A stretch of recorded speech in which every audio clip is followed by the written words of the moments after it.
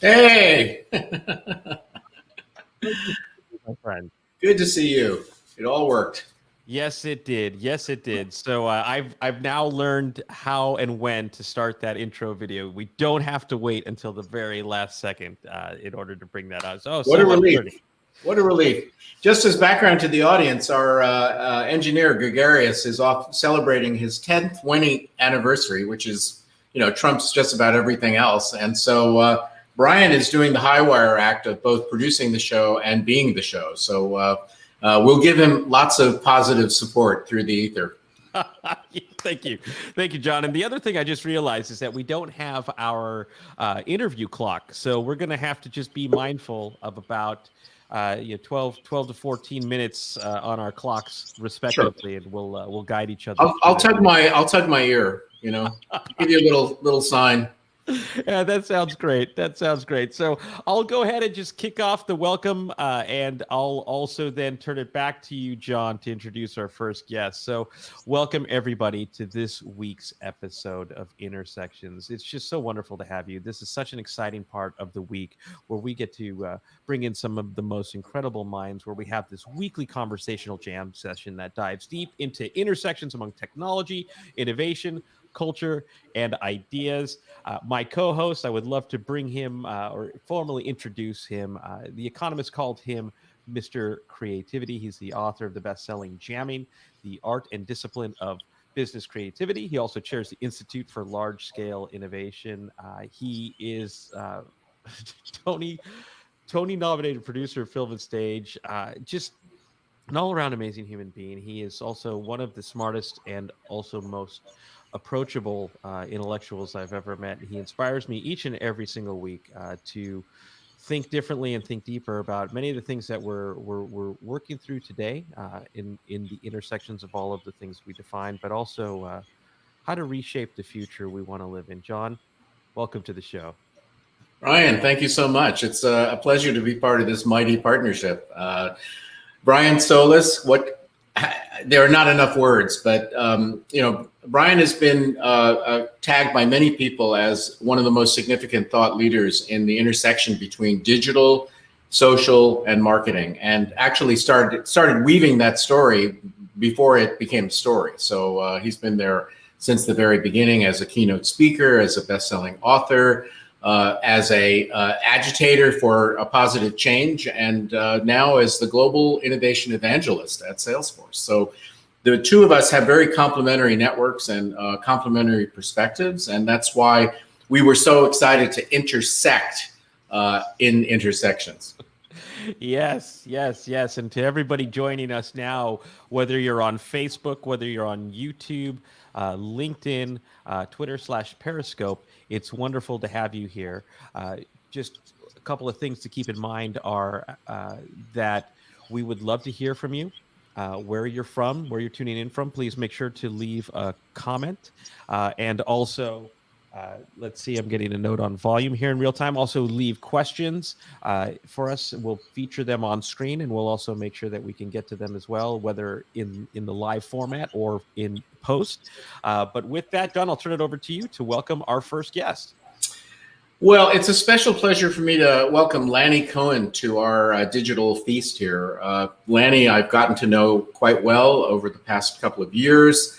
And what can I say? He is a veteran of the whole transformation from pre to current digital in terms of the corporate world and in terms of the larger agendas that we're dealing with. For 35 years, he's been at Capgemini and Ernst & Young. He's currently essentially the Chief Innovation Officer of Capgemini, with intriguing elements of the organization reporting to him, like this global network of applied innovation exchanges and a new applied innovation academy. So as a veteran of the innovation wars, if I can call them that, we're going to get some really, I think, interesting perspectives from Lanny. So welcome to our show. Thanks, John. Thanks, Brian. It's great to be here. When I signed in, I thought, maybe I was on a kind of a recruiting session for the New Zealand All Blacks rugby team here. Start doing the haka. We're going to do the haka. Just exactly. Get ready. Yeah. Yeah, well, last week we were sort of doing denim, but this week I think we're synchronizing without speaking, which is the marketing partnership. So, I think it would be really useful just to start at the 10,000 foot level. You've seen the good, the bad, and the ugly of innovation. I think we can agree the field is in a state of evolution. It's being challenged by the realities of the lived experience of people who are trying to drive it in their organizations.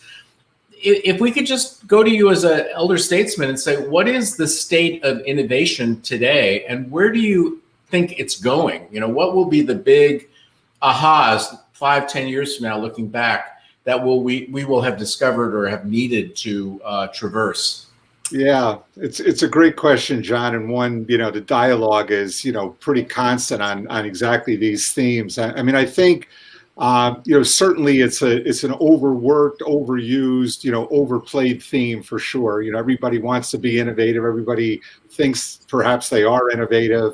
But I think, when you look at the state of the state, are we really getting the value and the impact out of, all the effort, the time, the energy, the resources, the people that are going into this field? And I would argue, we're far from that. And there's a lot of reasons for that, which we certainly can get into. But I also think at the same time, and maybe there's a little bit of a silver lining in this health pandemic we have, but I think it's proven that we can be innovative, and we can compress cycle times, and we can accelerate, and we can take learnings from one area and bring them together with knowledge from another area, and actually create something. And when you see what like Tim Cook and Apple did by bringing their ability to scale and bring world-class logistics to PPE production of small companies in China, it's very impressive. So I think there's a lot of learnings we're seeing in the field, particularly as of late, that gives me a lot of hope that, maybe we'll turn the corner and innovation will truly start to deliver on the promise that we've always heard about. Do you think that, 5 to 10 years from now, we're still going to be using the word innovation, or do you think we're going to be, it's a word that's groaning under so many meanings right now, whether it's generating an idea or scaling or leadership, culture, on and on. We could probably make a 50-item list. Yeah. And, is it possible that we're going to start really just talking about leadership proficiencies, orienting to the new, balancing the need for origination with the need for execution, et cetera? I mean, where do you see that? Are we heading into a situation where innovation is going to be even more of a field, or do you see it diffusing into kind of a whole variety of mainstream agendas? It may be a combination of both. I really don't see the word and the term going away. It's been with us for a long, long time. I don't see it going any place, out of our mindset and our corporate taxonomy anytime soon. What I do think we'll see, and starting to happen, and you alluded to it, I think we're going to understand innovation much more as a true discipline, as a leadership and management discipline. And if we treat it as such, then we'll start to understand a common taxonomy. What are the elements of it? What are the proficiencies that are required? We'll start to segment into, generation, experimentation, deployment, sustainment, these types of things. And that's what I truly hope for, that I think that'll bring the whole concept to a different level. And I think we'll get real about it, and it won't be just this concept of sprinkling, pixie dust on top of an enterprise and hoping for good things. But we'll really treat it as something that has methods, and it's not just this random act and random walk through the park and hoping good things happen. I often refer to what you just said about pixie dust as the hand waving. It's the exhortations, it's the overheated person on stage who's tells people they can do it and you can do it, and it's really important. And they may cover the why and the what of innovation, but it's about the how, right? I mean, if you want to play the piano, I can give you exhortations to go play the piano. It's great, but until you sit down and practice, you're not going to be able to do it, right? Yeah, and frankly, I think if it's not all about the how, it's a heck of a lot about the how. And I think, the why and the what is, it's always going to be with us and it needs to be with us. But I think the winners are going to be those that can execute, those that really get the how and can move with a level of speed and scale that is superior to their competition. And I think those are ones that'll get the competitive advantage, at the end of the day. So we've talked some about the importance of learning how to be an innovator and to lead innovation by cultivating certain proficiencies. And, I think that's very important because people often have this idea that you wave your hands or you set up an internal investment activity or a lab and you're done. But I think we share this bias that somehow it also has to do with shifting a mindset and creating skills, competencies, capacities, proficiencies in individuals. And what about the learning agenda? Where are we at with that? Do we have the goods now? And what are we going to do about that? Well, I think there's, again, it's a topic that's been researched quite a bit. Maybe there's a few enterprises that kind of get it, but I think we're still at the very, very early stages of understanding proficiencies and which ones really matter, in specific different contexts. And I think there's a myriad of those too. I mean, it certainly starts with, mindset, vision, mission, what does innovation really mean to your enterprise and where are you going as an enterprise and how can innovation become a driver and an enabler of that. But I think when you get down a level, you start to look at leadership and culture. You look at, risk profiles, you look at process domains, you look at the digital infrastructure that exists in the company, because we see more and more often that great ideas can just hit walls because companies don't have those proficiencies in place, in house, to really adopt and scale these wonderful ideas that either they may come up with or somebody on the outside may come up with that they want to take advantage of. And it's it's a real challenge. And John, you and I've had a number of conversations about this, and I really look a lot to China for two reasons. One is that what we're starting to see, and COVID obviously slowed things down a little bit, but I think it'll ramp up again. We started to see China emerge as one of those innovation destinations where more and more Western companies and actually, country going to China to really understand the dynamics of what happens there and how they innovate and how they scale. The conventional wisdom, which I think is outdated, is that China's just a bunch of imitators and copiers, and while they do that well, they learned a lot from that. Being that, but I think they're innovators in their own rights now. And then the second thing is, they're going to be a huge competitive threat, to everyone because of their ability to scale and to move incredibly fast. And I think that's something, we need to be mindful of, we need to learn from. And I think, at some level we need to embrace, because there's learnings to be had, out of that region of the world. They may not do it in ways that, we like at times, because of the geopolitical context. But if you can kind of get past that, I think there's a lot there to be to learn from and to be concerned about. Well, there's no question that China is establishing a new model for national innovation, and it's back to this whole notion that it's a unified national set of initiatives in areas like AI, and it's China's put innovation explicitly into their 5-year planning and the narrative that the government's putting out to their people. And we're kind of like finding out where home base is right now in terms of our own agenda, although there is reason for optimism that we might actually get back to thinking strategically about innovation. I'm going to turn it over to Brian in just a sec, but I just wanted to ask you one more question about what do you see in the competitive landscape around innovation, in the sense of that there are many people. I mean, you're obviously one of them and a major one. There are numerous, there's individual solo practitioners. There are big service companies, the survivors of the the big four and all of the strategy firms. What's going on out there? I mean, is innovation services becoming commoditized? Is there an opportunity to break out? What's going on there?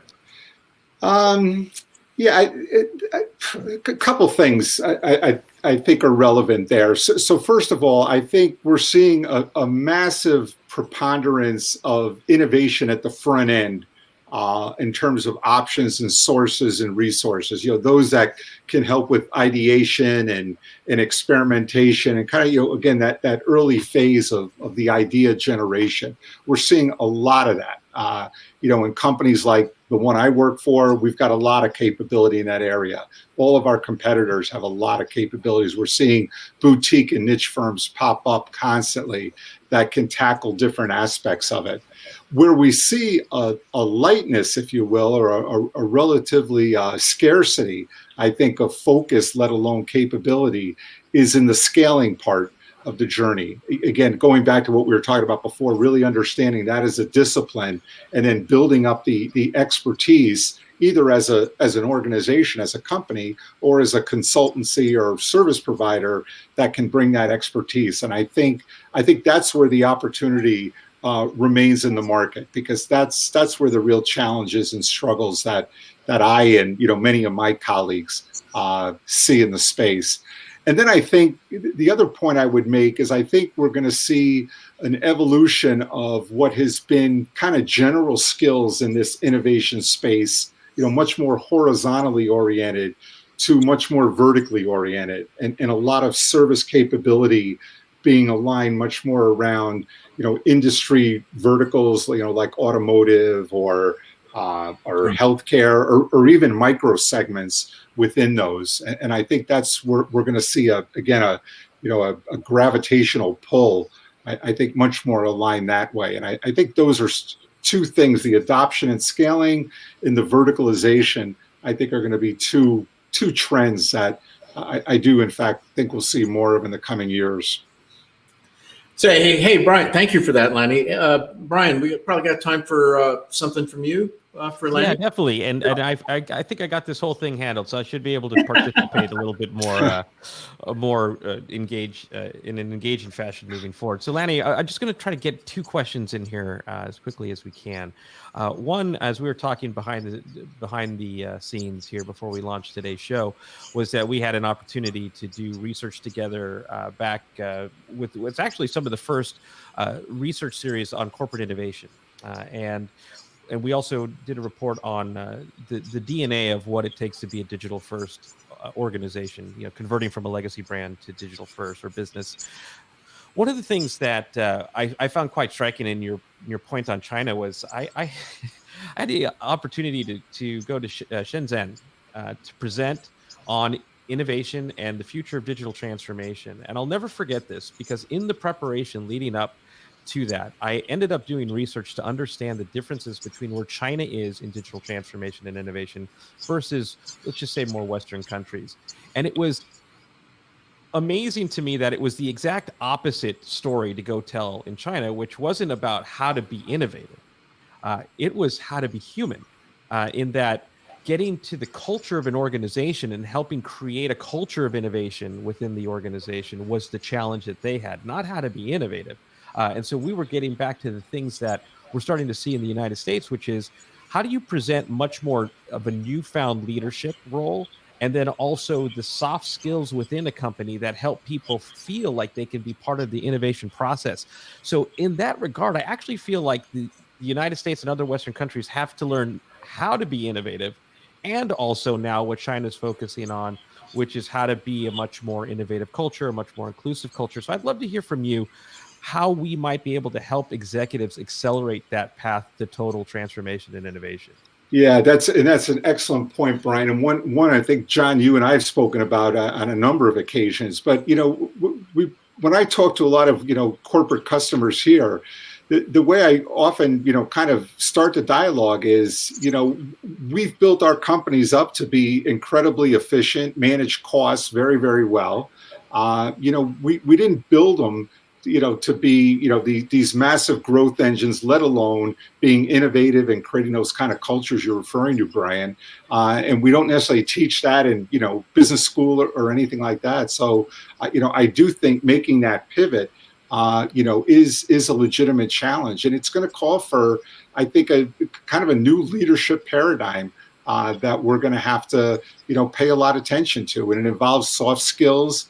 It involves kind of creating environments. It kind of opening up to, more of an open innovation and recognize we can't do it all internally. How we incent and grow talent is all going to be that, and bringing in talent that looks very different than the talent we've had before. Brian, one of the things that really struck me in China as well was their ability to remove barriers and remove problems very, very quickly. And again, they have a more, kind of more of a top-down, I think, orientation to do that. But the speed with which they can remove problems and barriers, we're here in the Western countries, we still have this management permafrost that exists in so many companies that, it's hard to get the idea through it, and it's hard to get the direction, down past it. So you've got that problem where, again, but this is part of, I think, what you're referring to, part of this Western innovation leadership profile and culture that we've got to crack the code on. And we need to do it fast. So we, unfortunately, are out of time. We could go on for another hour with you, Lanny. And maybe we should have a part 2 for this if you're up for it. But anytime. You guys are great, and keep doing what you're doing. You're really making a big difference. So we need more of this. Oh, thank you. Thank you. And coming from me, thank you very much. Take care. All right. See you guys. See you soon. All right. Well, let's now, John, set us up for our next guest, who's already backstage. Well, and now for something completely different. But we want to see him too. Coming on. Here we go. There he is. Okay, Barry, we have to stop meeting like this. This is I love that I'm coming on as something completely different.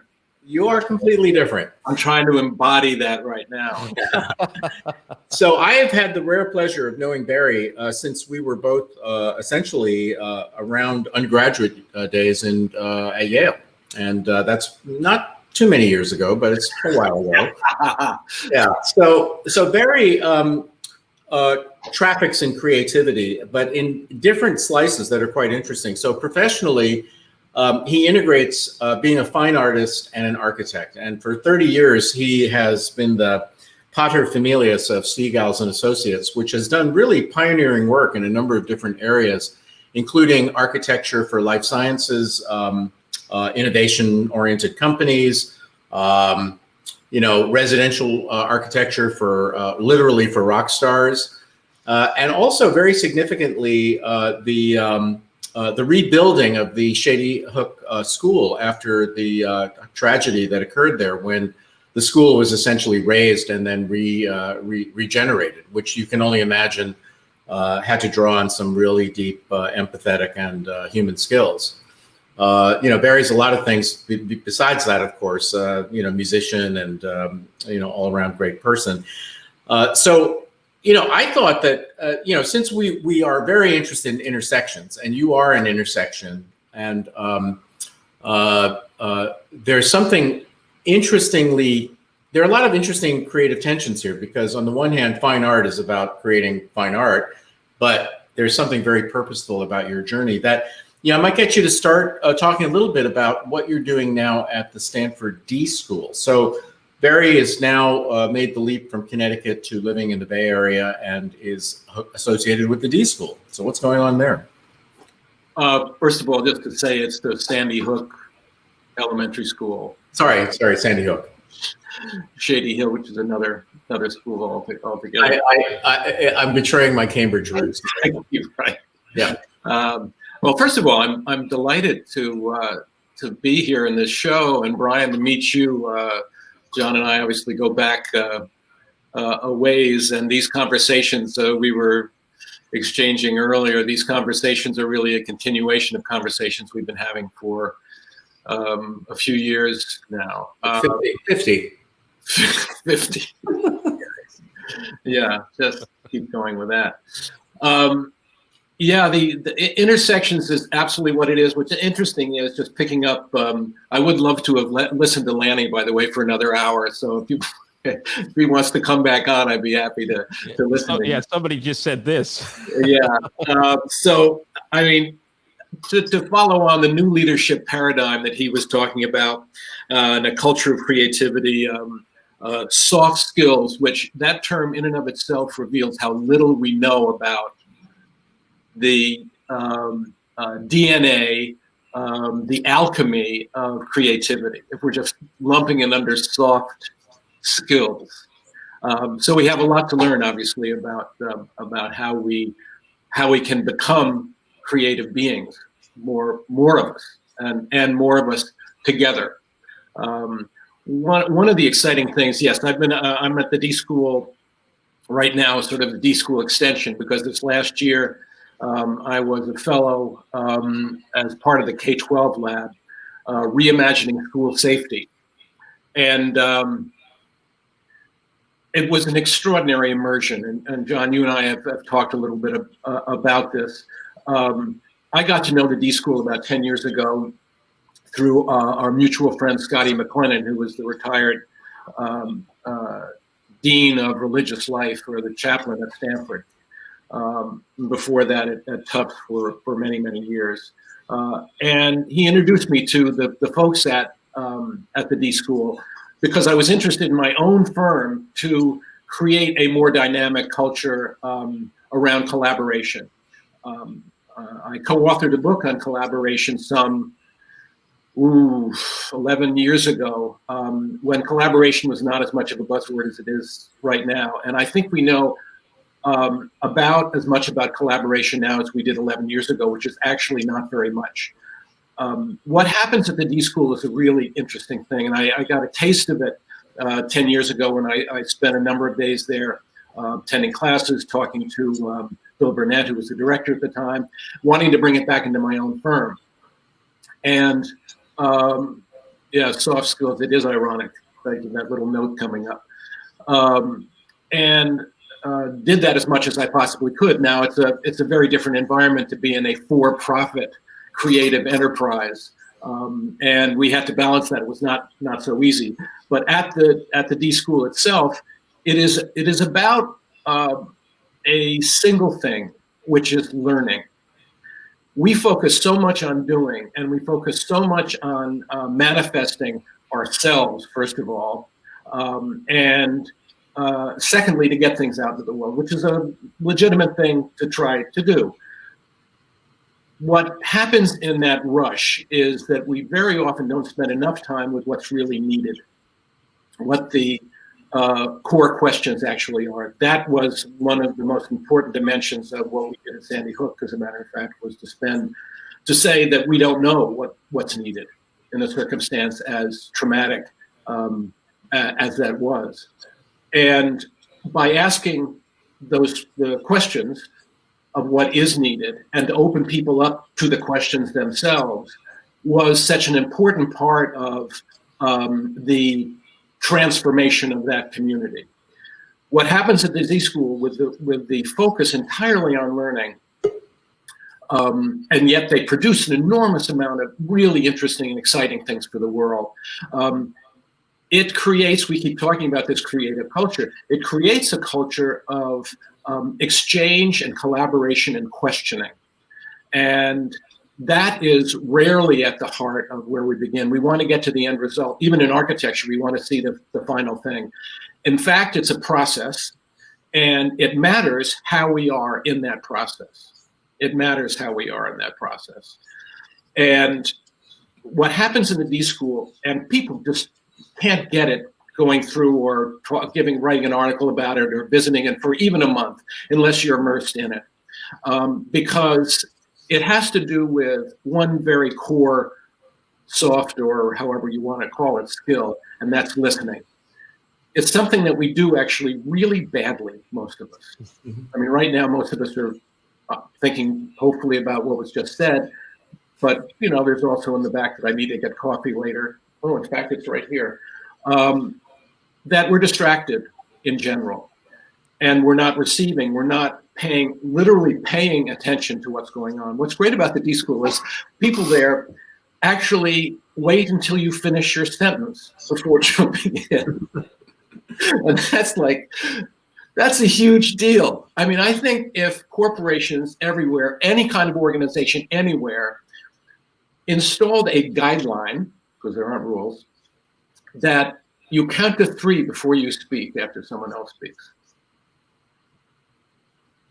or even yourself. That space allows for a digestion and an exchange on a whole other level of materials. And what happens is the space in between people begins to be recognized. The place where things are actually created. They don't come from here. I mean, they may go through this, but we're inextricably linked. And that's the other piece at the D School, that they live and embody collaboration in a way that I'd never witnessed anyplace else. And the results are phenomenal. In a small team of 40 to 50 people, the exchange of information and the creation of extraordinary new things is just phenomenal. So that's a little toe in the water. Yeah, right. Well, I want the other 9 toes.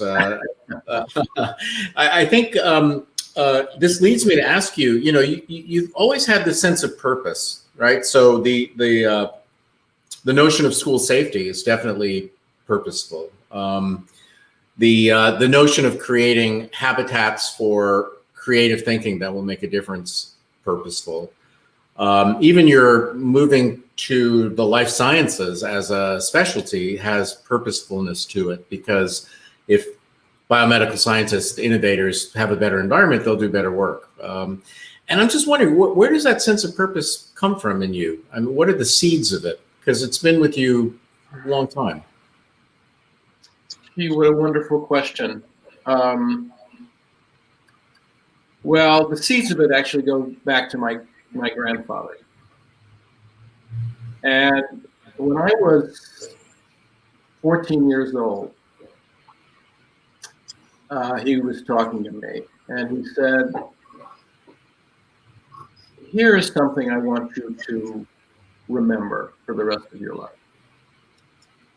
And that got my attention. He said, "The reason why you're on this earth is to serve others." That fundamental orientation is something that I've tried to understand, actually, for my entire career in my life in the world. That architecture, of course, is a service. We don't think of it that way. And we don't necessarily remember that we have a debt to pay. And that debt is the fact that we've been born.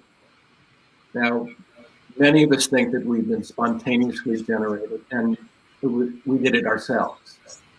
But in fact, we owe our lives to others, and we owe everything to other people. So there's a past to this happening all the time that I feel is important to remember again and again. It's easily forgotten. We think we're the center of the universe. We have this Ptolemaic view of how we are in the world. In fact, it's Copernican. But dislodging that idea, if we remember, took between Ptolemy and Copernicus, some 1,300, 1,400 years. So it's not surprising that we're still having a problem realizing that we aren't the center of the universe. But at moments, we recognize that we are not the center of the universe.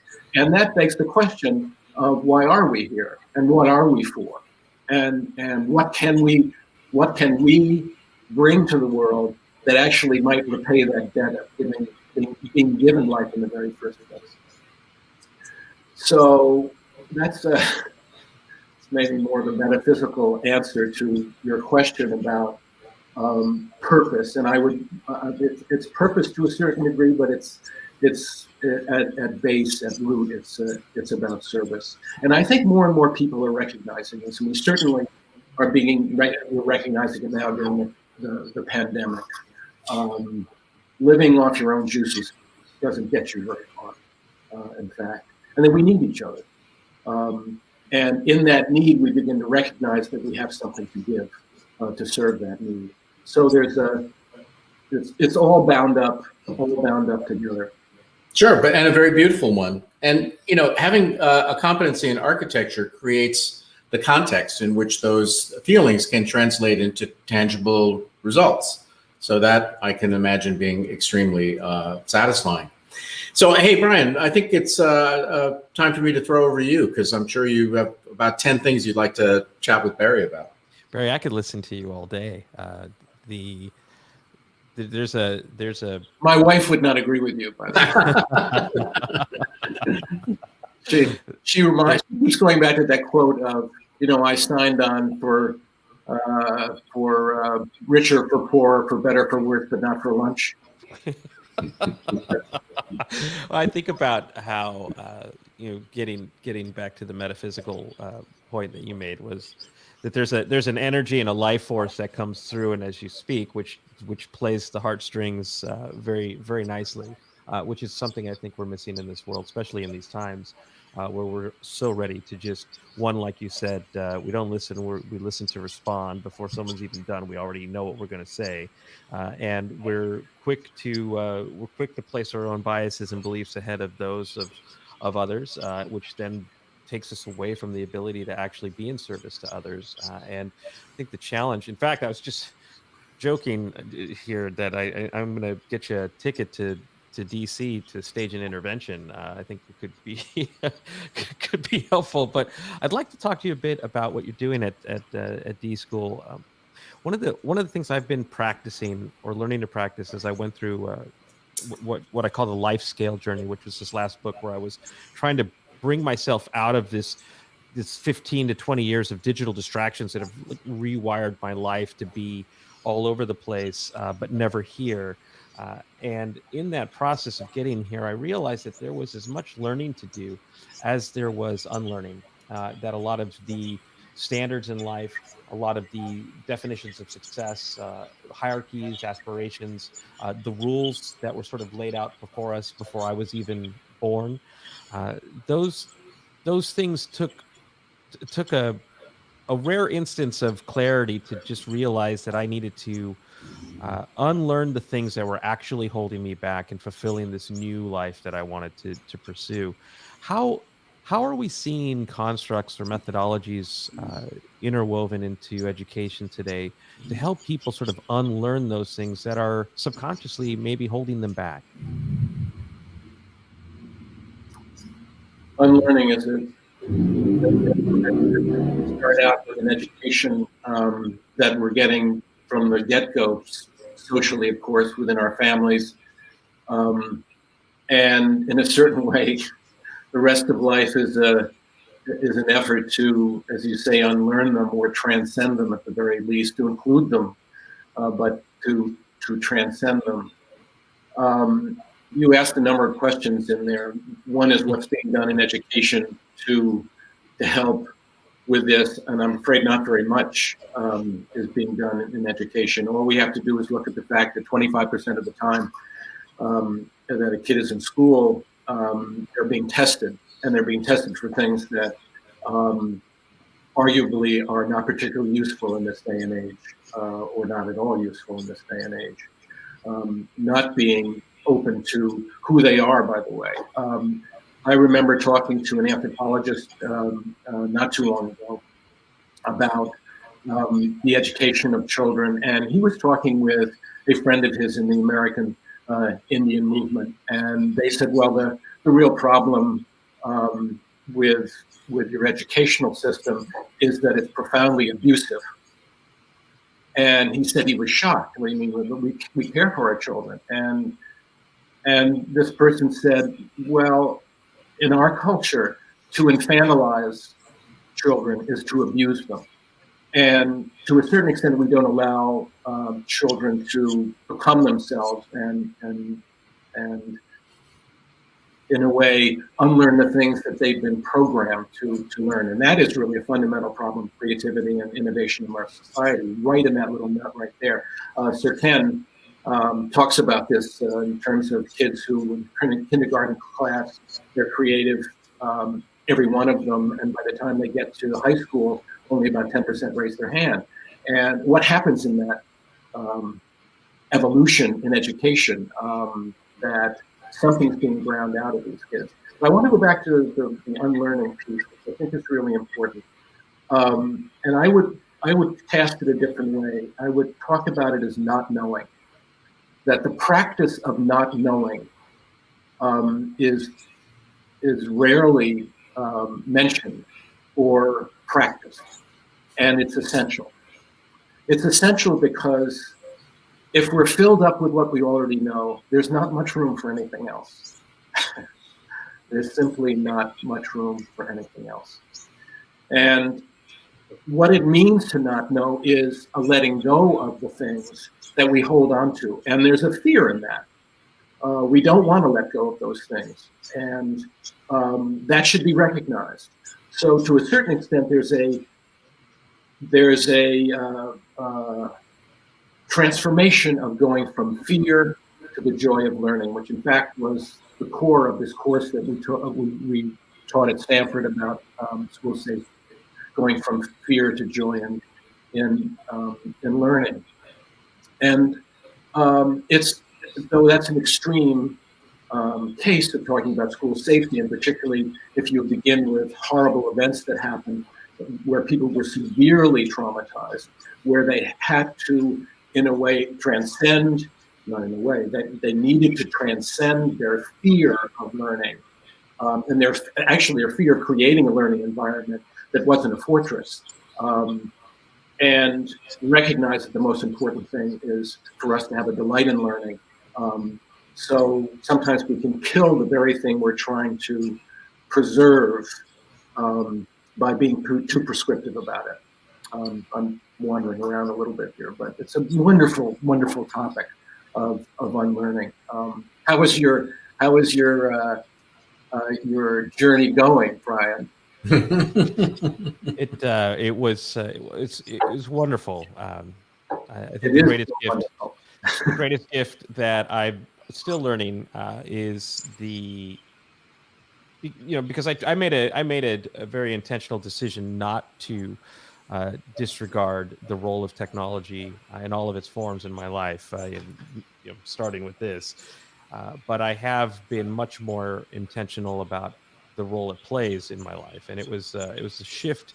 It was a shift in control that I didn't realize I had lost, and also the effects that follow that, which are the neuroplasticity of how I think. I think the biggest disappointment, but also the biggest catalyst, was learning that I had lost the ability to dive deep into flow, into creativity, and it also affected how I communicated, affected my relationships, professionally and personally. And so I feel like along the journey, I'm in a better place, and I do feel that there's more to learn and unlearn, Barry. And I wanted to thank you very much for the insights and also the emotion and the clarity that you've brought to this conversation. So I really do want to revisit this with you at some point on the show, and then also if we're neighbors, maybe in real life someday. Well, it would be my pleasure. Thank you so much for being on the show, and we look forward to seeing you again soon. You guys are doing great work. Thank you very much for having me on. I've really enjoyed looking at all the different intersections that you presented. So it's been a pleasure for me. Hey, Barry, thanks. See you soon. Thank you very much, John. Thank you, Brian. Cheers. Happy Thanksgiving. Yeah, happy Thanksgiving to you too. Oh, man. Whew. I need to take a break. I'll be right back. Okay, well, I'll vamp a little bit. Oh, man. Okay. All right. Well, we have our third guest today, who has been introduced to me by another one of my dear friends, Marie, and she suggested that we bring him on because we've been having a lot of conversations lately about talent, about new types of skills, about innovation. So I'm going to just go ahead and read quickly a bio that I whipped up coming into this, and then I'll bring him on the show because I can't multitask. Especially since I've been teaching myself not to multitask. So Jack Mardack, he's a growth-focused innovator. He's deeply inspired by the power of software to change the world and make it a better place. It's this sort of passion and motivation that led him to create Oyster, It's a software platform that makes it easy for growing companies of all sizes to tap the global talent pool and provide a great employment experience to their remote hires around the world. And boy, if we want to talk about the right time to start that company, it would be now. Jack, welcome to the show. How are you? Thrilled to be here, Brian, John. Excited, as you say, a very timely moment to have a conversation about the future of work. So, Jack, before we kick things off with us asking you questions, maybe take a second to share with us about Oyster and what is different, and also what's different about it now, the value proposition. Right. Happy to do that, Brian. Oyster is a purpose-built HR platform for globally distributed companies. Tony James and I set upon this idea, creating this company in the middle of 2019, before anyone ever imagined that what 2020 would look like, the kind of acceleration that we've seen, transformation that we've seen in the modalities of work, has proven timely for us, to say the least. It's been quite a boon. And we are ourselves a fully distributed company, something that we had intended to be before the pandemic popularized the idea, let's say. And so our experience has been extraordinary so far as a very direct and engaged participant in this new way of working. Yeah, so the one thing that I feel like has been completely in your favor, obviously, is this work from home movement. But also, let's just say the societal shift of now people thinking that, or realizing that they can work from anywhere. And that's completely, let's say, disrupting, but also making the real estate industry a much more exciting place, I guess, to be in or to watch now. I live part-time in the mountains, and you cannot buy or rent a house anywhere in the surrounding neighborhoods around me. And so with that, though, means that you have talent who weren't just located in particular cities, who are now fleeing to other cities or to other countries. So I guess this sets the stage for the question, which is how do let's just say recruiters, HR, and those seeking top talent need to reframe their thinking now moving forward? Yeah, it's a great question. And so I think the elephant in the room is we've had this massive impact transformational event that is touched on many kinds of systems, the way that people work, the fact that the pandemic, by its very nature, caused folks to have to shelter in place, and as a consequence of that, people were working from home. So quite extraordinary to get to see this in our lifetime. I think for me, it has in fact restored a sense of positivity that I think I had lost in sort of the last decade of life, and that positivity comes from seeing that. So what was lost? What was lost was a youthful sense that the betterment of civilization is a foregone conclusion. I think you get to see human behavior and human tendencies play out at macro scale long enough. You might get pessimistic about that fact, and for that reason, you might need to think that it requires kind of a dramatic reset event in order for us to sort of get back on track. Like this arc of betterment is not a foregone conclusion, and in fact, it's an arc of self-destruction. Look at what we've done to the planet, etc. So there was lots of reasons, say, to worry about the trajectory of civilization overall. And what we've seen in the pandemic is a dramatic event, a trauma, to be sure, but also a systems reset of such profound scope and depth that it provides for corrections ultimately on some of those negative trends as regards the environment, as regards global economy, et cetera, the widening gap of wealth inequality, et cetera. So my positivity of late comes from seeing that, short of a dramatic, terrible reset that none of us would like to see, that we can take advantage of disruption and learn and make corrections, right? And part of that, what's exciting now is we seem ready to emerge from this at a different point of equilibrium, right? You may have read the now famous article by James Altucher in the New York Post a couple of months back, and he declared New York City dead.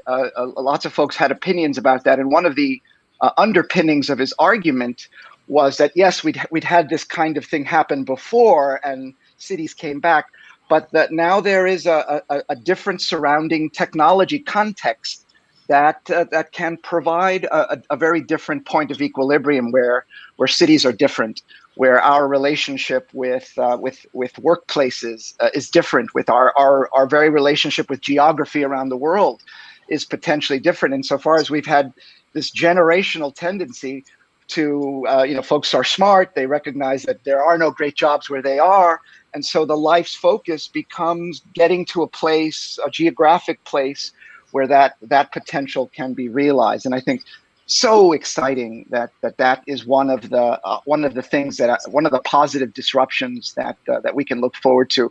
Where you are born, where you happen to live, is no longer a determiner of your professional fulfillment potential, right? Very exciting. And then obviously Oyster has a part to play in that. We're excited by the opportunity to serve an important market need as more companies embrace distributed working, as more roles become remote compatible, et cetera. But this is also an opportunity to help tip the balance a little bit and take the world in a better direction by lowering the bar of access to opportunity for people that have historically been blocked from that kind of access. That is our deep motivator at Oyster. Wow. Well, John, I'm gonna turn it over to you here. But as I do, I'm just gonna make sort of a comment that maybe you can think about weaving into one of the answers that you share with John, which is I remember before the pandemic, LinkedIn published a study of the jobs that were starting to emerge in terms of trends. So let's just call them jobs of the future, but accelerated to today.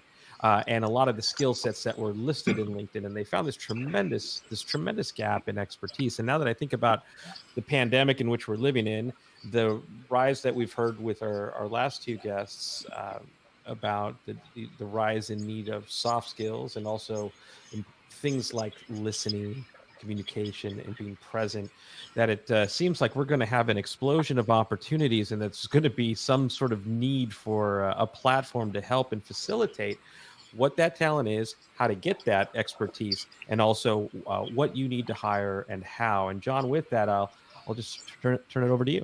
Oh, well, thanks, Brian. So I'm really curious to know how you define talent and what the slices of, let's say, the talent stack are that Oyster addresses, whether there are elements of talent that are not included within your business model.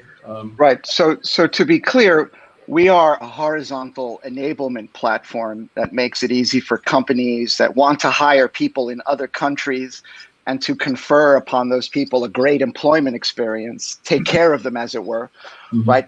Benefits is different now in a remote-centric world. It's not ping pong tables and granola bars anymore. So think broadly about manage and take care of a globally distributed workforce. That is what Oyster is for. And underneath that are jobs to be done, like letting companies hire people as contractors, as full-time employees, global payroll, local benefits, et cetera. So, no, go ahead. Sorry. Keep going. No. But I did want to talk a little bit about the change of knowledge work, and I think that's where you're going, right? When you say, what kinds of talent are we looking at? What's going to change? And so, what's also cool about the pandemic is that some trends that were already there, some patterns that were already in evidence, where we say, yeah, the future is that way, dramatically accelerated, right? Remote working was one of them, but I think the way in which we prepare people for knowledge work, education, sort of writ large, has been under disruptive pressure for a number of years now. We know that that system is broken, that we're just producing people that emerge into the job market in debt and unprepared for really the demands of the future of work. And we have some great pioneers of the transformation there, like Lambda School, for example, that is taking an alternative, fresh perspective at imparting and ultimately the transfer of value to individuals to equip them to be effective knowledge workers in the future. Right. And so, I'm still confused. Is your business model? Is your client? Who's your customer? Is it the companies or is it the people on the talent side? Yeah. So it's actually buying your services. Yeah. So the company is paying for it, but it is a platform that is conceived with the experience in mind for both users. So it looks like this, right? Let's say you're a small growing company. You're all in on this remote distributed approach. You don't have offices. You love the idea that you can hire great people anywhere in the world. You already have that orientation, right? And so Oyster allows you to hire those people around the world, wherever they happen to live, to make payroll in local currency, and to give benefits to those people, right? But the beneficiaries of that are the employees. So when you say who is our customer, who is our user, we think holistically. It's a platform that takes care of both sides. It gives HR and people the powers they need to take care of their people, and then the people are of course taken care of. And how global is it now, and how global do you intend it to be? Yeah, so we'll be live in over 100 countries by the end of the year. Currently, somewhere between 70 and 80 countries. We GA'd in September with 50 countries. I don't know what GA means. General availability. Oh, okay. So how do you quality control then? I mean, in other words, I'm a company, and now all of a sudden I get 8,000 resumes from Pakistan. How do I know who the good ones are?